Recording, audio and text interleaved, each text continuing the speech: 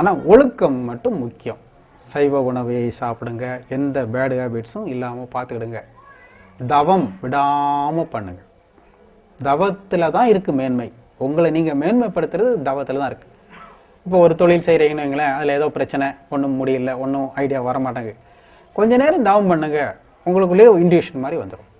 என்ன செய்யணும், யாரை பார்க்கணும், எப்படி நடத்தணும், உங்களுக்குள்ளேயே ஆன்சர் கிடைக்கும். இன்னொருத்தட்ட போய் கேள்வி கேட்காதீங்க. அவனும் உங்களை மாதிரி தானே இருப்பான். அவனுக்கு 1000 பிரச்சனை இருக்கும், அவன் மண்டை உடச்சி கிடப்பான். நம்மளும் போய் சொன்னால் அவனு எங்கே போவான்? உங்களுக்குள்ளேயே இறைவன் இருக்கிறாரு. கேளுங்க. கேட்கக்கூடிய முறை, இப்போ உங்கள் ஃப்ரெண்டை கான்டாக்ட் பண்ணோம், என்ன பண்ணுவீங்க? செல்ஃபோனில் அவருக்குன்னு ஒரு நம்பர் இருக்கும்லவா, நம்பரை கால் பண்ணி அப்புறம் கேட்டிங்கன்னா பேசலாம், அப்படிதானே? உங்கள் நண்பரை தொடர்பு கொள்றதுக்கு ஒரு குறிப்பிட்ட நம்பர் இருக்குல்லவா? நம்பரில் போடாமல் யாரையாவது கான்டாக்ட் பண்ண முடியுமா? சும்மா செல்ஃபோனை வச்சு யாரை நம்ம நினைச்ச ஆளை கான்டாக்ட் பண்ண முடியுமா? ஒவ்வொரு ஆளுக்கும் ஒரு நம்பர் கொடுத்துருக்காங்களா? அதே மாதிரி இறைவனை கான்டாக்ட் பண்ணுறதுக்கு இந்த தவம் தான். இறைவன் இருக்கக்கூடிய இடத்த கான்டாக்ட் பண்ணணும் அப்படின்னா அந்த இடத்த நீங்கள் உணர்வு பிடிச்சிட்டிங்கன்னா அதுதான் இறைவனுக்கும் உங்களுக்கும் தொடர்பை ஏற்படுத்தி கொடுக்கும். அவற்றை கேளுங்க, அவற்றை சொல்லுங்க, எல்லாம் பார்த்துக்கிட்டு